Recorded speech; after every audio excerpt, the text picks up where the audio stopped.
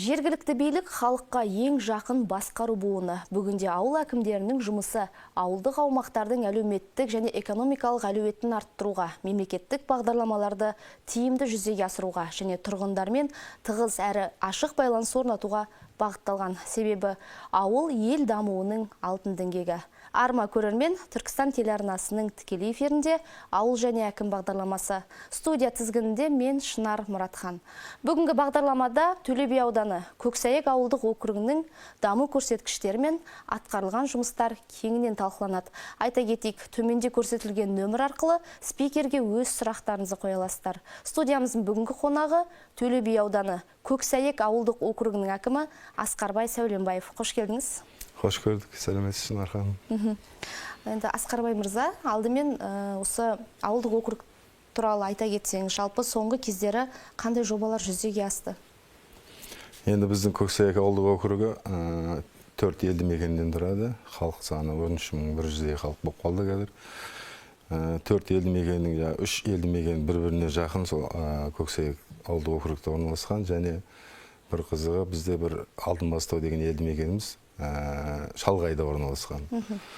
Ол енді Кеңес одағынан келе жатқан үрдіс болып қалып кеткеннен кейін біздің ауылдық округтың құрамына кіретін елді мекен. Енді бізде ауылдық округта негізінен мал шаруашылығымен, егін шаруашылығымен айналысады. Және жеке кәсіпкерлерінде саны жетерлік. Кезінде Кеңес одағы кезінде ертеректерде Көксәйек ауылдық округі Георгиевка деп орысша аталғанымен сол Ленгір ауданының орталығы болып есептелген бір кездері. Сол себептен өте үлкен ауылдық округтердің бірі Төле би ауданында. Енді жаңа егін шаруашылығы мен мал шаруашылығы қатар дамыған деп айтып қалдыңыз. Жалпы нақтырақ айта кетсеңіз, егіннің ішінде қандай дақылдар өндіріледі? Сол баяғы совхоз колхоздардан қалған егістіктер, бидай, арпа, мақсары дақылдарын негізінен айналысады. Жергілікті халық, өзіміздің жауапкершілігі шектеулі серіктестіктер бар, және шаруа қожалықтар бар. Барлығының өздерінің сол Кеңес одағы тарқағаннан кейін, тәуелсіздігіміз алғаннан кейін паймен бөліскен жер телімдері бар. Сол телімдерінде өздерінің кәсіптерін дөңгелетіп, егінмен айналысады. Жем шөп деген бар, мал азығы, онымен де айналысатындар көптеп жетеді. Негізінен сонымен айналды. Және біздің ауылдық округта осы 3-4 жыл бұрын жасалған алмабақ, тамшылап суғарту әдісімен алмабақ ашылған, керемет жасалған бір бизнес жоспар. Қазіргі таңда жақсы жұмысын жасап, өзінің жемісін беруде. Енді шаруа қожалықтарын бүгінгі жай күйі қандай, барлық техникамен қамтамасыз етілген бе? Енді бізде жыл сайынғы өзі бір лизинг дейді, лизингпен берілетін жылдық жоспарларымыз бар. Сол жоспармен техникалар жаңалануда, және мынау халықтың өзінің әл-ауқатына байланысты әркім өз шамасы келгенше техникалар жаңартуда. Енді бірақ бір айта кететін мәселе, былтыр енді сәл қуаңшылық болғаннан кейін шаруа қожалықтарының жағдайлары сәл қиындау болып қалды. Енді биыл Құдай қаласа жақсы жауын-шашыннан басталып жатқаннан кейін, биыл өнім жақсы болса, келешекте ол техниканың барлығы жаңартылады. Өйткені өздері де халық түсінді, жаңа техникамен жұмыс істеген әлдеқандай пайдасы да көбірек, үнемдірек деген сияқты. Енді жалпы жаңағы қазір енді көктемгі дала жұмыстары бастау алып жатыр кей өңірлерде. Бұл бойынша қазір дайындық жүріп жатыр ма осы алқаптарда, жалпы шаруа қожалықтарында? Иә, енді егістіктің екі түрлі бар ғой. Бір шаруа қожалықтары күзде егеді, бір шаруашылықтар көктемде егеді. Егінге байланысты ол егістік жұмыстары жүргізіліп қойды. Бізде білесіз, оңтүстікте ертерек жүргізіледі. Дәнді дақылдарын егу, қазіргі мынау ауыл шаруашылығы деме көрсеткен жеңілдікпен берілетін жағар май дейді, тыңайтқыштар дейді. Солардың мәселелері қазір қарастырылуда. Құдай қаласа оның бәрін реттеп, біздің әкімшілікте өзіміздің маманымыз бар. Өткенде ауыл шаруашылығы негізінен осы салада қызмет істейтін жігіттермен келіп, жиналыс жасап, өзіміздің шаруа қожалықтың айналысатын кәсіпкерлердің барлығын жинап, түсіндірме жұмыстары жүргізілді. Енді ұсыныстарын, заявка дейді ғой, соларын қабылдап, барлығына реттеу жұмыстары жүргізілуде. Енді Асқарбай мырза, осы егін мал шаруашылығынан бөлек тағы қандай шаруашылық түрін жүргізуге мүмкіндіктеріңіз бар? Болашақта қандай жоспар бар? Бізде енді қазір президентіміз айтпақшы, біздің ауданында басшылықтарын қоятын ең басты талаптардың бірі инвестиция тарту. Сол инвестиция тарту бойынша біз жаңа жобаларды қарастырудамыз. Атап айтқанда гидроэлектростанция деген бізде Көксайек елді мекені судың жағасында, Сайрамсу өзенінің жағасында орналасқан себебінен сол жерде сол гидроэлектростанцияны соғуға біраз кісілер үміткерлер бар, ұсыныс беріп жатыр, соны жасаймыз ба деген. Және Көксайек елді мекенінің баяғыдан қалған жер телімдерінің бірі, тау жақта да өзіміздің жер телімдеріміз бар. Ол жерде де туризмді дамыту бойынша, яғни демалыс орындарын, қазақи ауылдар, киіз үйлер, ол да демалыс аумақтарына кіреді. Сондай жобаларды қазірге осы талқылап, бизнес жоспар жасап, құдай қаласа ұсынысқа берсек па деп отырық. Істейтін кәсіпкерлер және демеушілер анықталып қойған. Және бізде айтып өткендей Сайрамсудың бойында орналасқаннан кейін бізде балық шаруашылығымен айналыссақ па деген үміткерлер келіп отыр. Әзірге таңда жерлерін анықтай алмай жатырық. Өйткені біраз жерлер бізде ауыл азаматтарының мал шаруашылығымен айналысқаннан кейін жайылым жерлер бой өсіптеледі. Сол жайылым жерлеріне балық айналысатын адамдарға да сол жерлер ыңғайлы болып тұр, бірақ енді халықпен ақылдасып, келісіп, ол жерлерді жайылымға қалдырып, басқа жерлерді қарастырып жатырық. Келешекте сондай инвест пландарымыз бар. Осы салада тартсақ па деген ең негізгілерінен. Жалпы бұдан бөлек тағы қандай бір кәсіп орындар бар? Бізде енді өзіміздің ауылдық округта ауданға белгілі бір мал базары орналасқан. Сол мал базарының жанында бізде берілген тапсырма бойынша қазір өндірістік парктер деген мәселе ашылып отыр. Сол өндірістік паркке 3,5 гектар жерді анықтап, сол жерге келешекте біздің өзіміздің ауылдық округте Көксайек брендімен жаңа құрылыс әрлеу, әрпістеу заттарын шығаратын бір кәсіпкеріміз бар. Сол кісімен келісіп, сол жерді өзіне зауытын сол жерге қойсақ па деген. Сол өндірістік паркке. Және осыдан бір 2-3 ай бұрын академияда оқуда болдық біз. Сол оқуда біздің өзіміздің қорғаған жобаларымыздың бірі жаңа мал бордақылау алаңдарын салу. Негізгі айналысатын мал шаруашылығы болғаннан кейін сол мал бордақылау алаңдарын салсақ па деген жоспарымыз бар. Және оған енді мынау үйіргелік шаруа қожалықтар бар, солардың барлығын ұйымдастырып, жеке кооперативті ашсақ. Сіз өзіңіз айтып өткенде ауыл аманаты деген проект жобалар келіп жатыр. Сол жобаларды қазіргі таңда осы бизнес жоспарға жұмылдырсақ па деген алды жоспарымыз бар.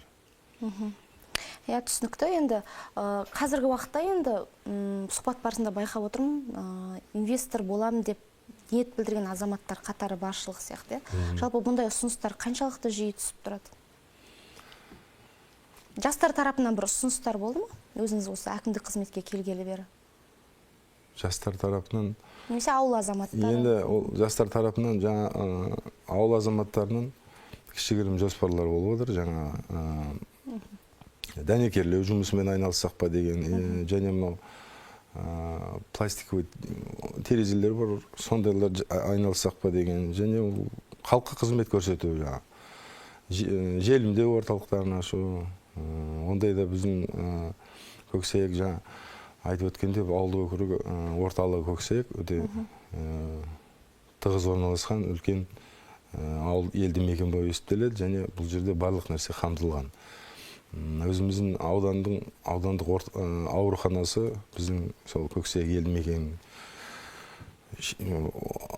аумағында орналасқан, және 9 мектебіміз бар. 9 мектептің 7-еуі кәдімгі типтік орта мектептер болса, 2-еуі бастауыш мектептер. Былтыр осы 25 жылы бізде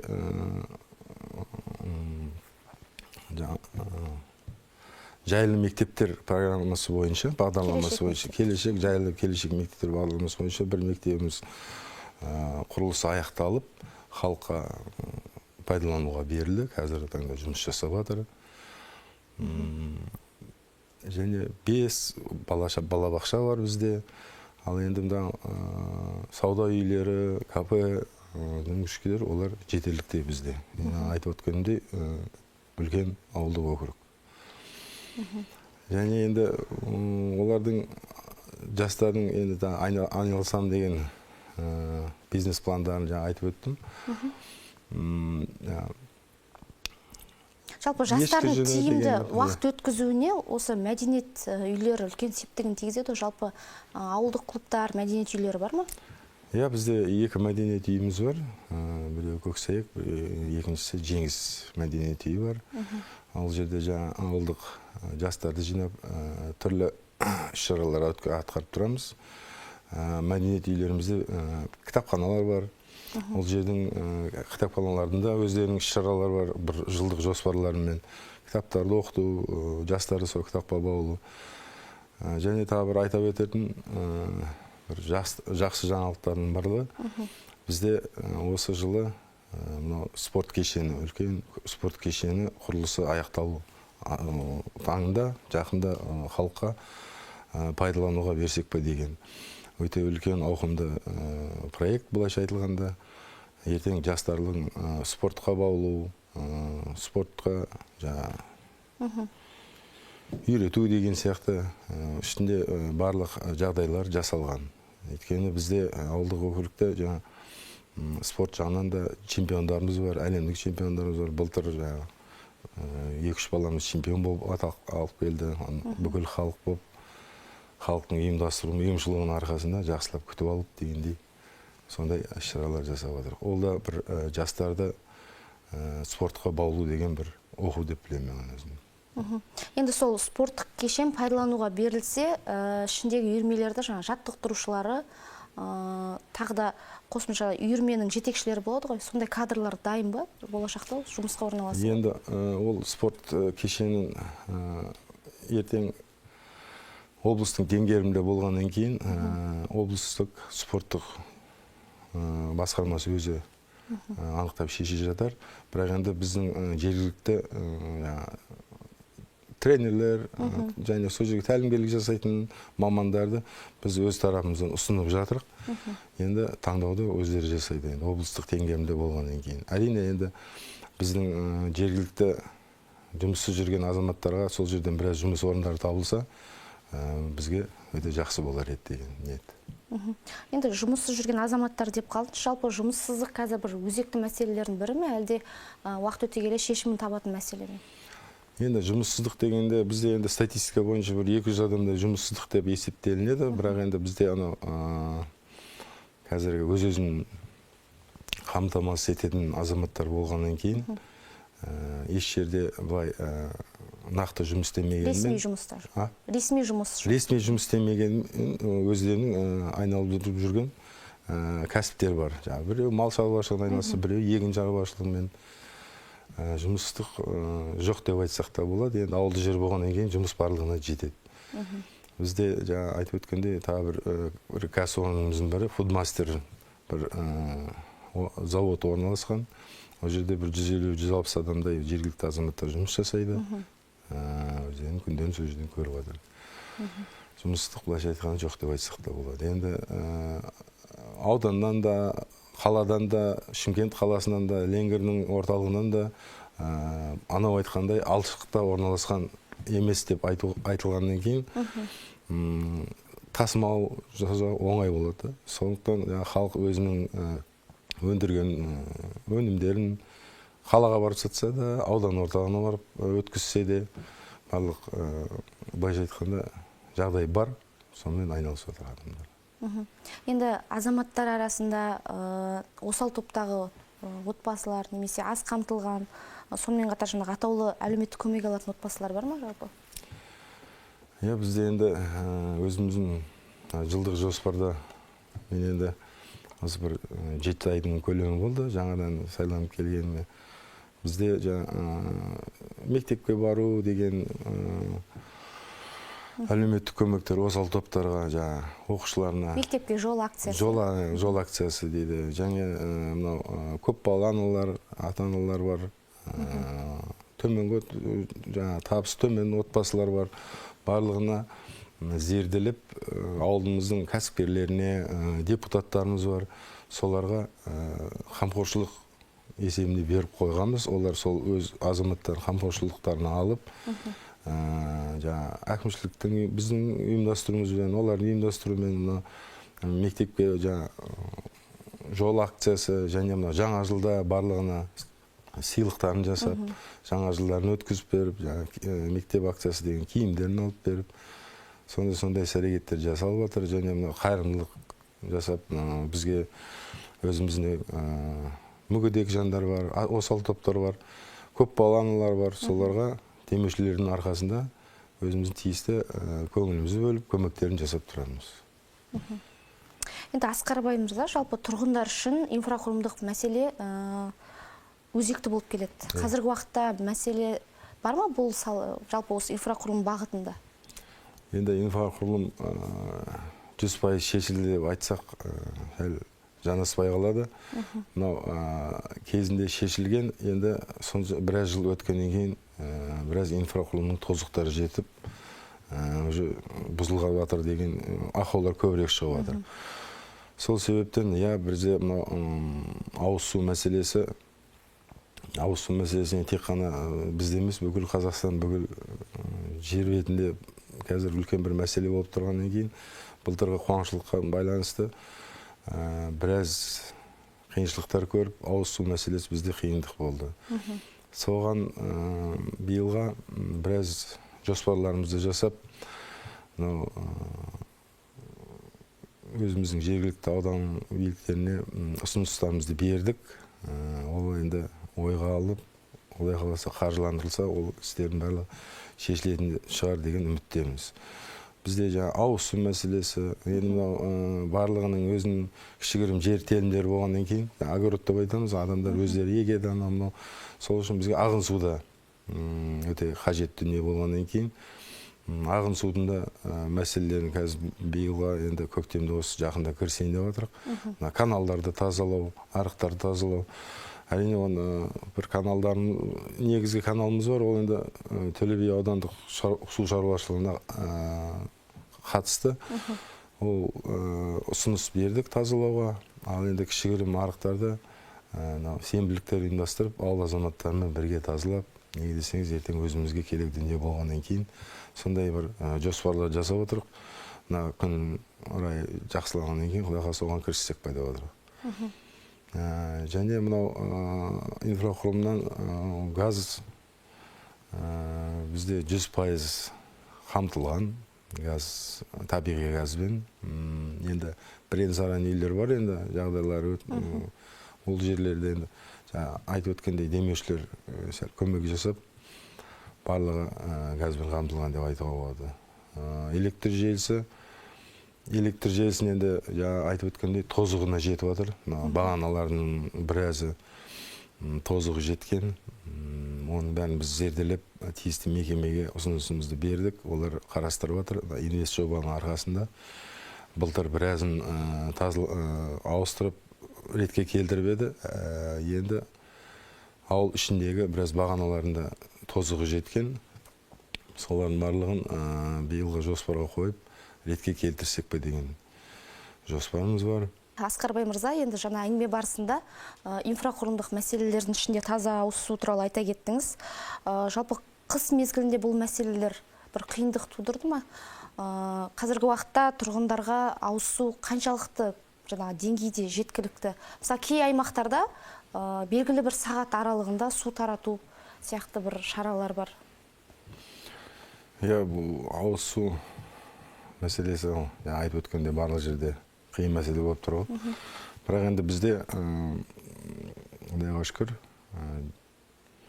уақытпен беріледі деген жоқ. 24 сағат енді су беріліп жатыр. Судың сапасына сәл біраз төменгі бағалар қоюға болады. Неге десеңіз, жауын-шашын болған кезде енді біз таудың бөктеріндегі Балдыберек, Төңкеріс ауылдарынан келетін су болғаннан кейін, енді ол ағын су, таудың суы болғаннан кейін, жауын-шашын, қар еру кездерінде сәл ластанатын әдеті бар.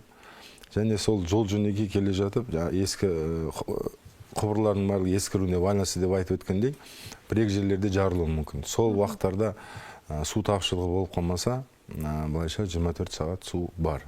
Және мынау бізде Жіңішке елді мекенімізде қазіргі таңда ауыз су мәселесі өте қиын жағдайда тұр деп айтсақ та болады. Өйткені қазіргі таңда су бар, бірақ енді соның барлығын ретке келтіру керек. Неге десеңіз, алдында біраз дұрыс жасамайтын мердігерлердің арқасында жұмысты аяғына дейін жеткізілмей дұрыс бітпеген. Сол мәселе бойынша бізде биыл ұсыныс беріп, ауданнан ЖКХ бөлімінен ұсыныстар жасап, сұраныс жасап отырық. Сол ішкі барлық жүйені басынан жасап өту.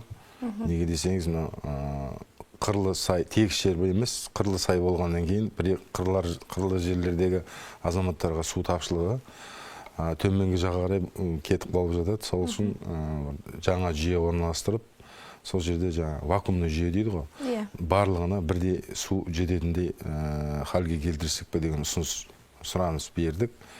Оны енді биыл жасамыз ба деген жоспардамыз. Өйткені халық өте, Жіңішке ауылының, Тұрсынбай көшесінің ауылының халқы өте наразы болып отыр осы мәселе бойынша. Енді ол елді мекенді айтып өтсек, биылғы бюджеттік жоспарымызға сол елді мекендегі лоток ағын су мәселесінде шешсек пе деген ниетпен сметалық құжаттамасын жасап, өткізіп, өткенде бюджеттік комиссия алдында қорғап, оны өзіміздің бюджеттің есебінен биылдыққа қойдық. Былайша айтқанда жұмыстар жақында жасалынады. Енді бізде ауданнан жеңімпазын анықтап берсе, ақшасын біз өзіміздің бюджеттен төлеп береміз. Сондай мәселелер бізде. Ал жолға қатысты қандай мәселе бар? Өткен жылы қанша шақырым жол жөнделді? Жоспарда қаншасы бар? Енді мен жаңа айтып өткендей, былтыр шілде айынан бері әкім болғаннан бері оған дейін жоспарланған жолдардың барлығы жұмысын атқарылған.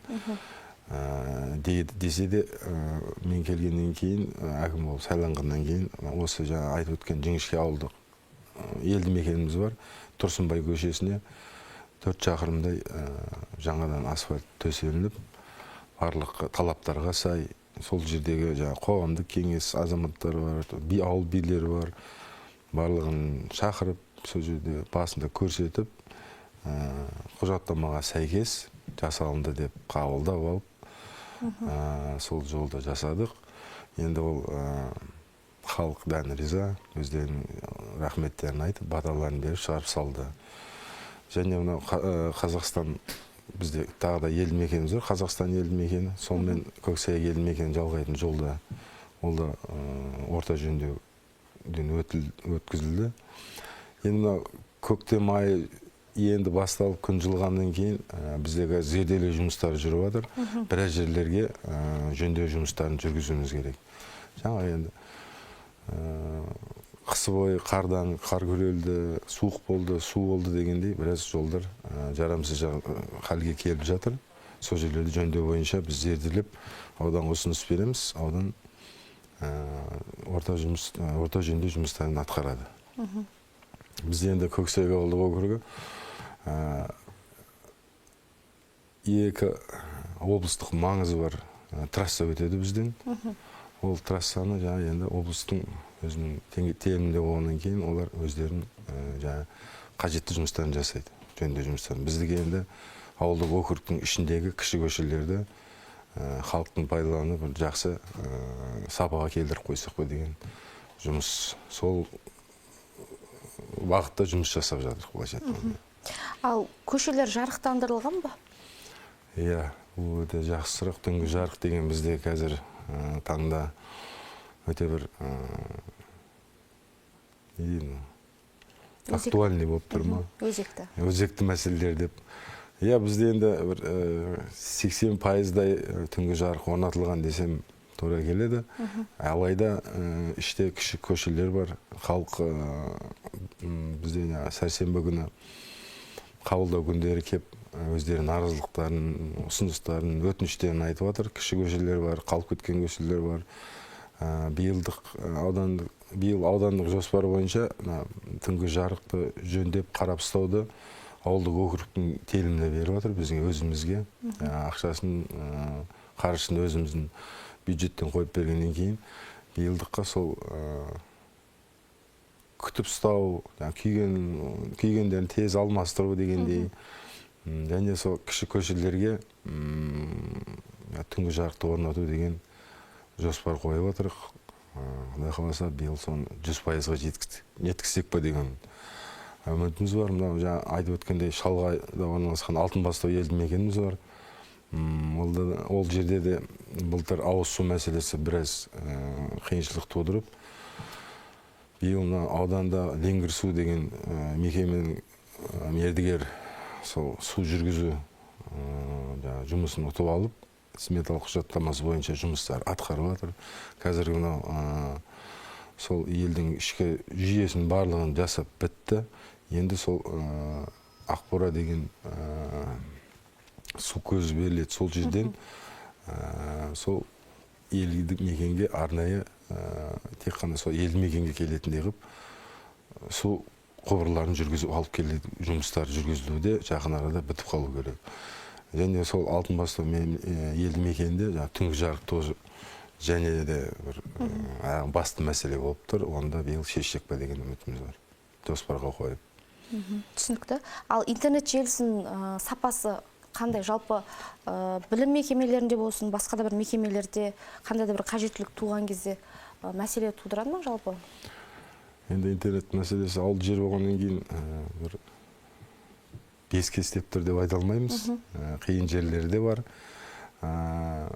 Оны біз халықтың өзінің ұсынысы бойынша наразы болып келеді. Bir жерлер қырлы ойлы жер болғаннан кейін өзім айтып өткендей, бір елді мекендерде жақсы желісі ұстап тұрғанымен кейбір жерлерде дұрыс жасамайды. Сол үшін біз Қазақтелекомға өзінің арнайы осындай айналысатын мамандандырылған мекемелерге өз өтінімдерімізді жаздық, ұсыныс жасадық, сұраныс жасадық. Жұмыс жасалуда. Жақын арада бұл мәселеде шешімін табамыз деген ниет бар. Сол бағытта жұмыс жасалуда. Енді жалпы инфрақұрылымдық мәселелердің өзі уақытты талап етеді. Жаңағы сметалық құжаттар өткізілгеннен кейін жергілікті бюджет болсын, жалпы бюджетке кеп тіреледі. Жалпы бұл кезең-кезеңмен шешілетін мәселелер деп айтуға болады. Сонымен қатар газбен қамту бойынша әлде қамтылмай қалған бір ауылдық округтер бар ма? Немесе 100% қамтылмайды. Өйткені Төле би ауданы көбінесе толық қамтылған болып келеді ғой. Толық қамтылған деп айтуымызға болады. Енді айта кететін бір дүние, бізде жаңа массив жер телімдері бар. Сол жерде қазіргі заң талабына сәйкес жерді халыққа таратудан алдын инфрақұрылымның барлық түрі қамтылу керек. Яғни су, газ, свет деген. Бізде бір 170 жер теліміміз бар. Қазіргі жоспарымызға қойып отқан. Соны халыққа таратып берсек па деген сол жайында жұмыс жасалды. Қазіргі таңда су мен свет, электр желісі толық қамтылған. Енді сол газ бойынша да қамтылып үлгердік. Енді соны қабылдау жұмыстары жүргізіліп жатыр. қабылдап, құжаттамасын барлығын қабылдап болғаннан кейін, сметалық құжаттамасын жасап, халыққа таратсақ па деген. Бұлайша қалған елді мекендерде газ мәселесі шешілген деп айтуға болады толықтай. Енді Асқарбай мырза, алдын ала бізге келіп түскен мәліметтерге сәйкес, сіз әкімдік қызметке дейін кәсіпкерлік салада қызмет атқардыңыз. Жалпы бұл салаға келген кезде бірден жұмыстың қарқынына ілесіп кету сізге қиындық туғызған жоқ па? Жалпы нысандарды аралау барысында кейбір мәселелерге қатысты шешім қабылдауда қандай мәселелер болды? Әрине, енді жеке кәсіптен келіп, мемлекеттік қызметке кіргеннен кейін өзінің бір қызығы мен шыжығы да болды. Қиыншылықтар да туды, үйреніп кету, дағдыланып кету деген мәселелер болды. Қиыншылықтар тудырды деп айтсам да болады. Енді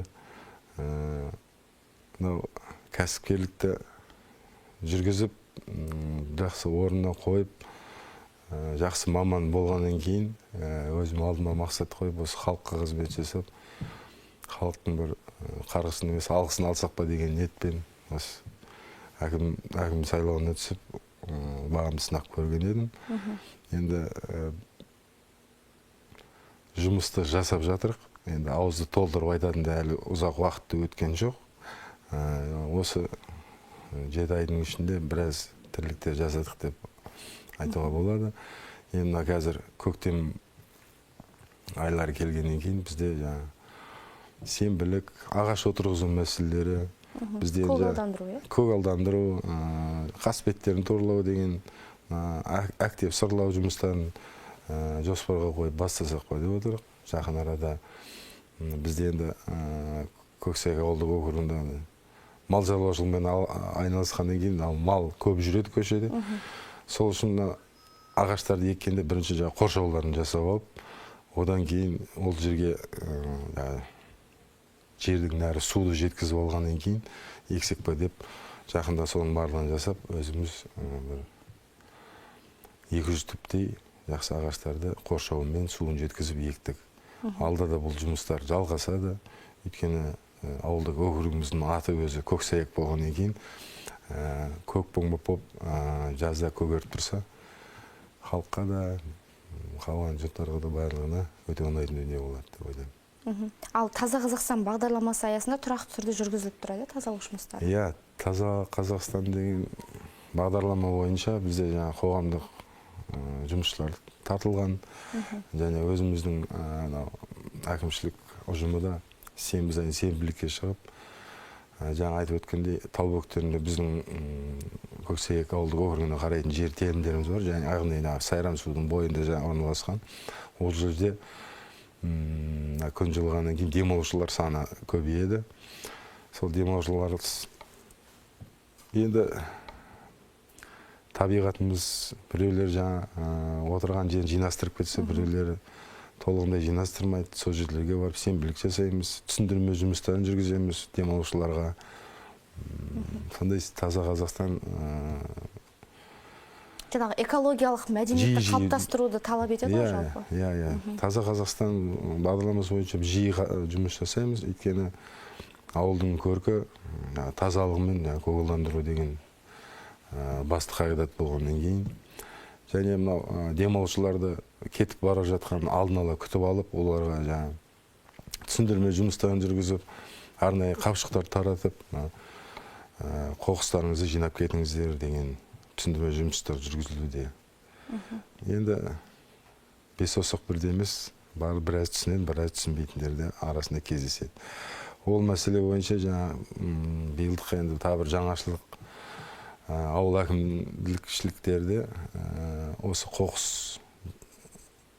шашқан азаматтарға, қоқыс тастаған азаматтарға да тәртіптік шара, айыппұлдар салуға, айыппұл салу құқы беріліп отыр.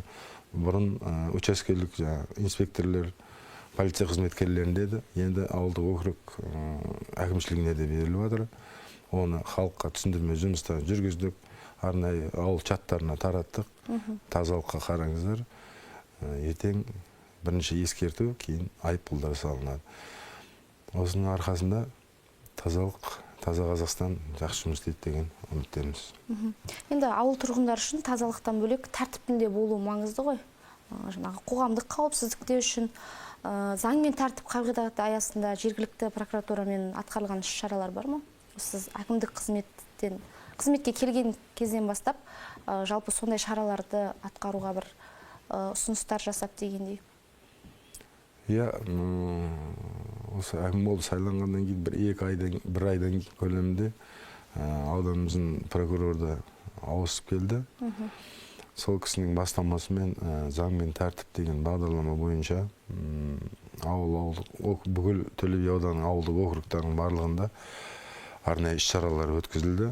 Яғни жаңа дөңгелек стол деген сияқты барлық прокуратура қызметкерлері, әлеуметтік қызметкерлер, полиция қызметкерлері барлығы отырып, халық келіп өздерінің уәждерін айтып, талап арыздарын айтып дегендей, және де түсіндірме жұмыстарын, белгілі бір баптарды, жемесе заңнамаларды түсінбесе түсіндірме жұмыстары жүргізіліп, ондай іс-шаралар өткізіліп жатыр. Және мына аудан прокурорымыз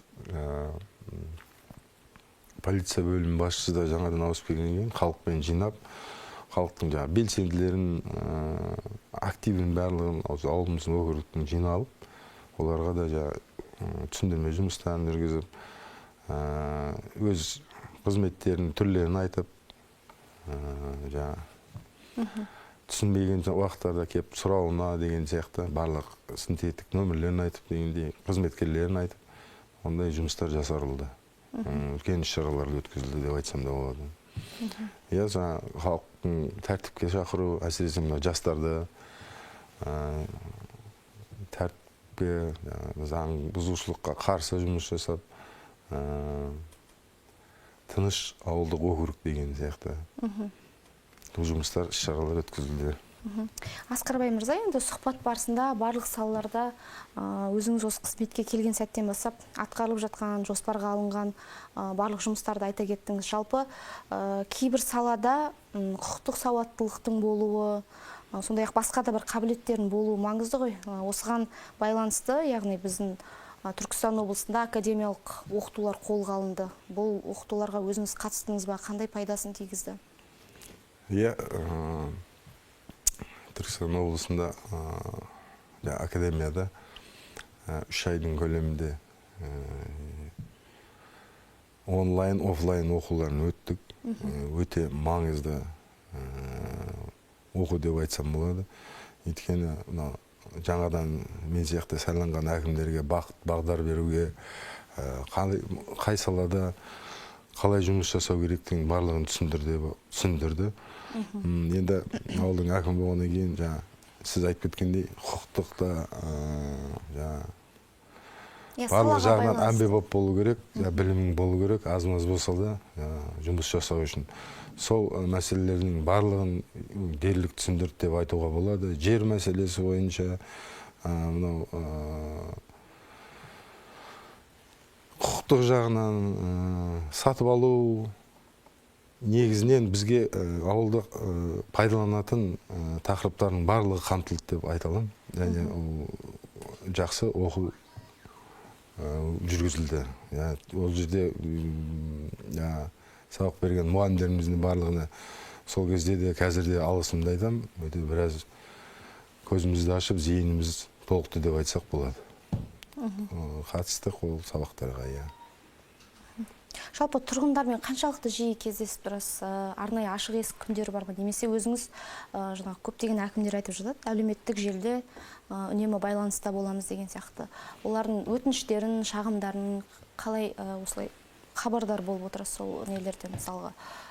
Аяқ асты туындап қалған мәселе бойынша сізге сол бойынша хабар жету қолжетімді ме?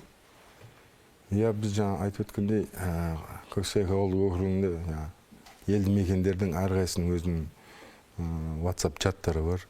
Сол чаттардың барлығында біздің арнайы маманымызбен мен өзімде сол чатта қатысушы ретінде тіркелгенбіз. Кез келген мәселені сол жерден егер болып жатқан жағдайда тез арада халықтың ойынан шығатындай қылып шешуге тырысамыз. Және жоспарланған бізде жылына 2 рет, 3 рет халықпен кездесу, халықтың алдына есеп беру бағдарламамыз бар. Ол кездесулерде болып тұрады. Және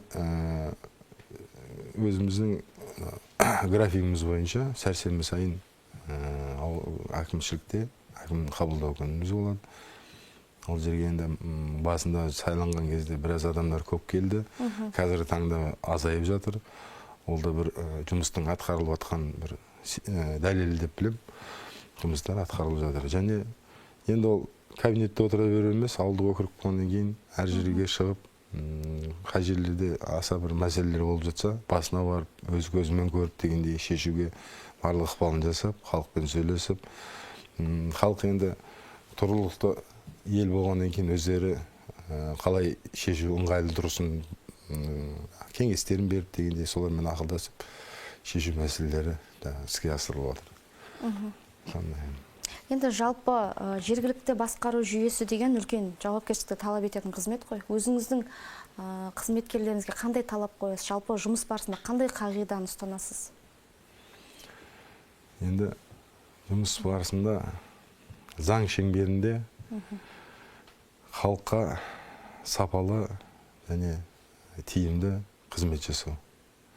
Солардың ойынан шығу.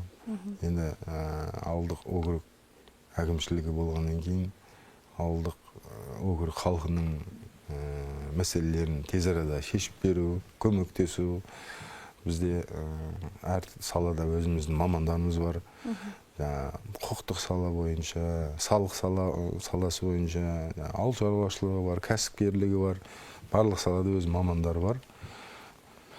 Статистика бөлімі бар. Сол мамандар келген азаматтарға ол күніге жұмыс уақытында кез келген сұраққа жауап беруге, қызмет беруге әрқашан дайын.